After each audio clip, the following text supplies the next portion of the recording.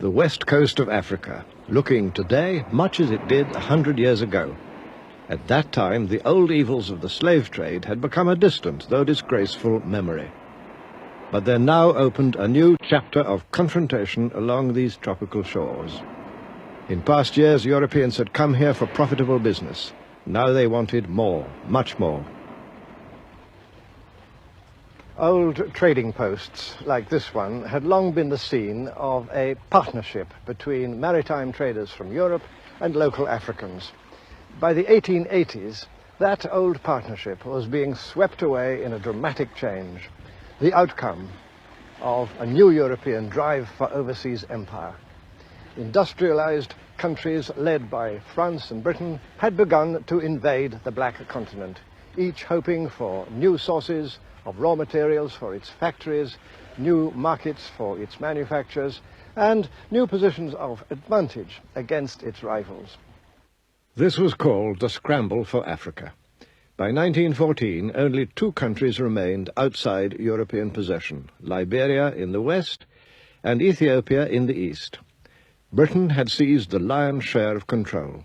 Egypt and the Sudan in the north, the immense wealth of South Africa, valuable colonies like Rhodesia and Kenya, and richly populated territories such as Nigeria and the Gold Coast. France had invaded Algeria in the 1830s. Now, after new wars of conquest, she added more colonies to her empire south of the Sahara, including the island of Madagascar. Little Portugal carved out two vast colonies, Angola and Mozambique, while Imperial Germany took the Cameroons and southwest Africa, and on the east coast, Tanganyika. The vast Congo basin fell to King Leopold of the Belgians. Italy and Spain completed the enclosure. The fate of the continent was utterly changed. Between the colonizing powers themselves, the carve-up was peaceful, but their rivalry was intense. In 1884, a Congress of the competing governments met in Berlin to settle their disputes. Germany's Iron Chancellor Bismarck was there. And active behind the scenes was the ambitious Belgian king. He spoke for them all when he said, "I am determined to get my share of this magnificent African cake." Any power that could occupy African soil could effectively claim it.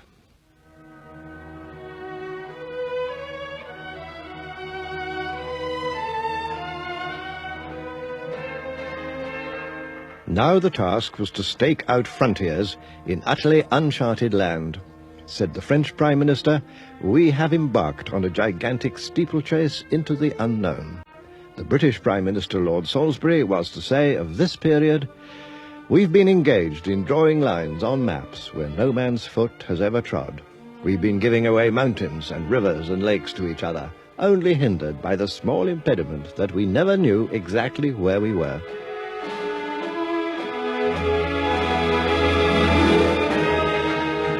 The great game was to get hold of places and positions of advantage over rivals, no matter what irrational frontiers might result.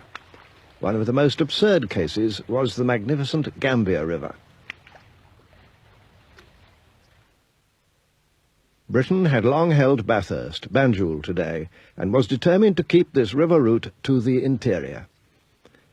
But France, invading from the west coast, enclosed all the territory surrounding the Gambia River in her new colony of Senegal.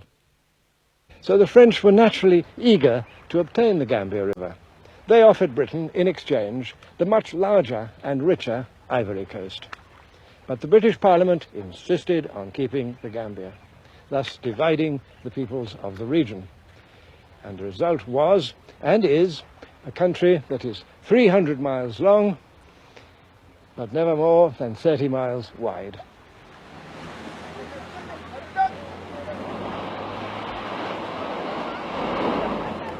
What the African inhabitants might think of this colonial carve-up was never asked. The European idea, in the words of one British governor, was to seize African territory and then, as much as possible, rule the country as if there were no inhabitants. In fact, European contempt for Africans now reached new depths, and no wonder. For how otherwise than by asserting that Africans were helpless children, lazy savages, could Christian Europe justify taking their countries away from them?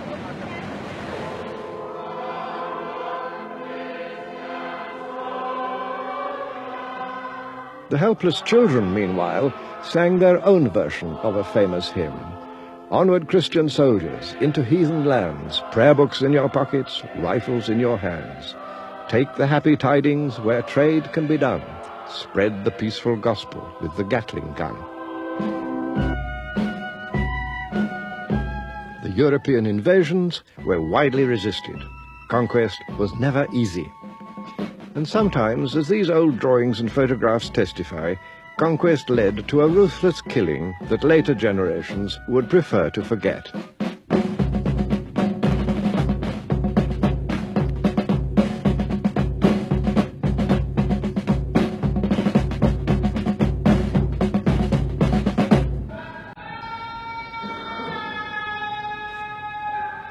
Resistance took many shapes. In French West Africa, a focal point was found in Muslim loyalties.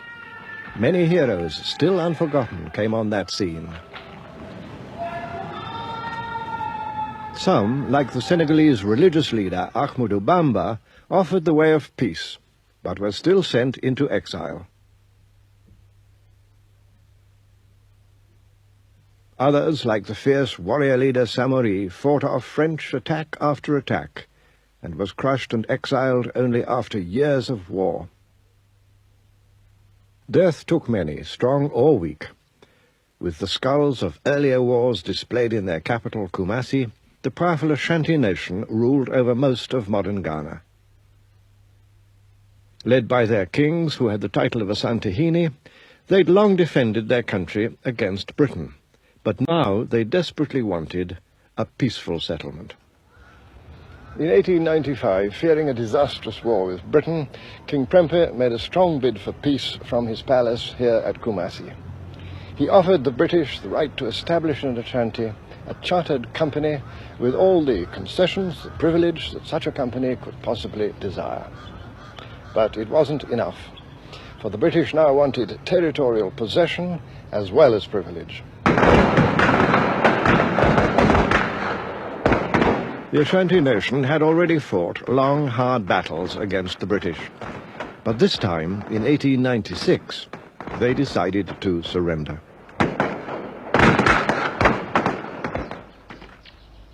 In a ceremony of deliberate humiliation, the king was made to kiss the British commander's boot and then sent into exile. But it wasn't the end of the story. The British now blundered. A new British governor, Sir Frederick Hodgson, decided that he had to get possession of the sacred golden stool, symbol of the Ashanti nation's soul. Arriving at the British fort here in Kumasi, he ordered the assembled chiefs to hand the stool over. Worse still, he demanded the right to sit on it, something that no person had ever been allowed to do, not even the king himself.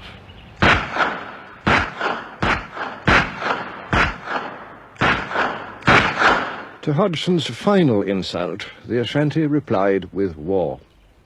This little fort at Kumasi is what the British had built, just in case, and now they sorely needed it. The few dozen British inmates of the fort were besieged for months and had to eat rats to stay alive.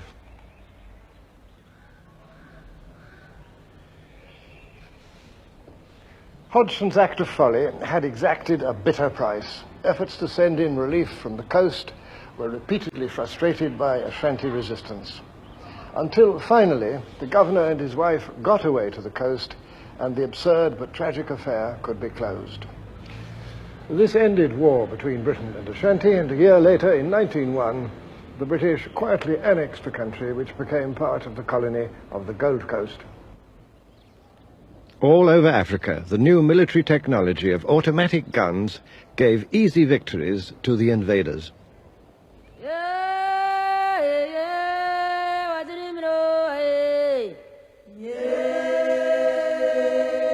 Countless resistors died. Many thousands at the single battle of Omdurman in Britain's conquest of the Sudan. Meanwhile, in another part of the Sudan, the French were also scoring victories. For the most part, public opinion rejoiced. For were these not victories over an inferior species, a kind of joke humanity? There were some critics, but not many, and their voice was ignored or silenced. What really mattered was to do down one's European rivals. If you were British, to get the better of the French in West Africa or of the Germans in East Africa.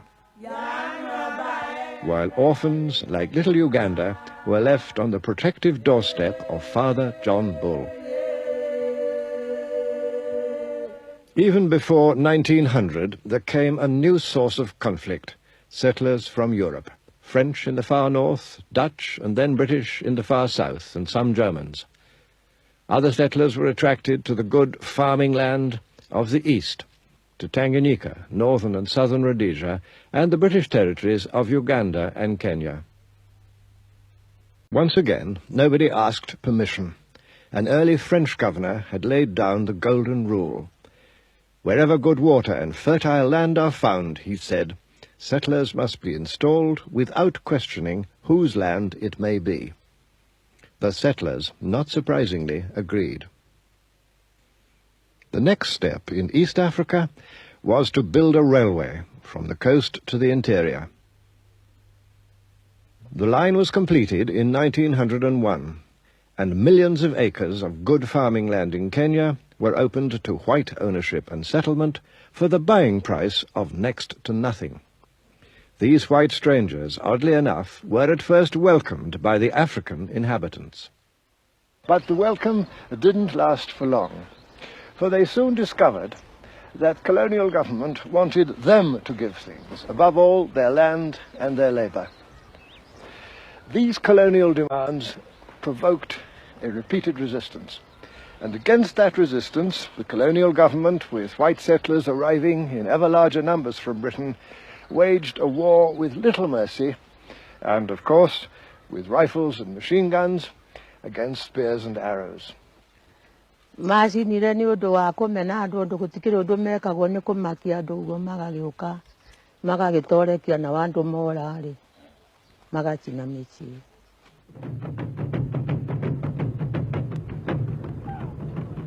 This beating down of a sometimes violent and desperate African protest was called pacification, or less politely, hammering. A British officer then fighting in Kenya kept a sadly instructive diary. Marched into Fort Hall, and the expedition comes to an end. To my mind, the people of the Embu have not been sufficiently hammered, and I should like to go back at once and have another go at them. During the first phase of our expedition against the Irieni, we killed 797 niggers, and during the second phase against the Embu, we killed about 250. There was, in fact, much more of the same thing. In the sixth campaign against the Kenya Nandi, for example, British troops reported killing 1,117 people, besides seizing all their livestock. In 1906, a junior British minister in London cabled this protest. Surely it cannot be necessary to go on killing these defenseless people on such an enormous scale. The minister's name was Winston Churchill, but on that occasion his intervention had no effect.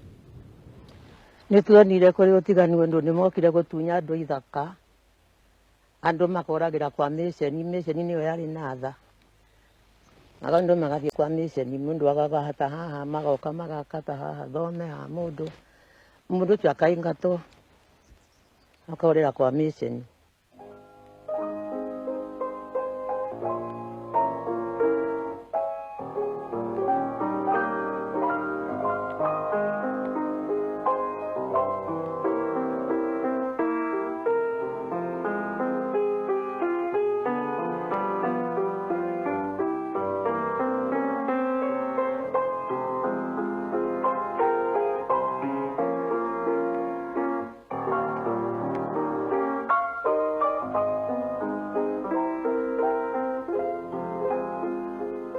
Maga kakethaka makairi gari kwaro matana ku makairi gakigwe gatwekane kya muthungu mwara mari ku makaingatwo makorera kwa mission. By 1915, about 4 million acres of African farming land in central Kenya had been given to about 1,000 British settlers. By the 1920s, about half of the able-bodied men of Kenya's two largest farming peoples, the Kikuyu and the Luo, were working as labourers for British newcomers. How was that done? The answer, once again, was something new in Kenya: taxation. To cultivate these splendid acres, it was necessary to make Africans pay taxes in cash. Having no money economy of their own, Africans could pay tax in cash only if they went to work for a European wage. An old Maasai recalls those early days. Sasa wazungu walipokaa sasa walianza kutawala. Walipotawala, kitu walitaka kodi. Masai zamani hapana lipa kodi ya kichwa kama ile tunaita zamani poll tax. Tulikuwa nalipa na nyumba. Walikuwa naitwa kodi ya nyumba. The Maasai proved particularly good at dodging the payment of the new taxes. So the colonial government thought it should send some of these apparently idle warriors to school, so as to turn them, if possible, into tax collectors among their own people. Small boys were seized for this purpose. Sasa serikali walitoa askari yake kuja kuchukua watoto. Sasa mimi ni moja ya wale watoto ambayo walishikwa kupelekwa skuli. Sasa nilishikwa nikapelekwa skuli. Sasa pamoja na wale watoto wengine. On the other side of the continent, in northern Nigeria, the colonial scene was very different. With no white settlers, life was peaceful. Things continued much as before. The British had conquered this huge region, far from the sea, for no real reason other than to keep it from the French. So the British were content with a supervision which allowed them to take a back seat. Under the direction of Lord Lugard, this was called indirect rule. This was the residence of the British official who governed the northern Nigerian province of Kano. Indirect rule meant ruling through local kings, in this case the local emir, who after defeat accepted British overlordship. On condition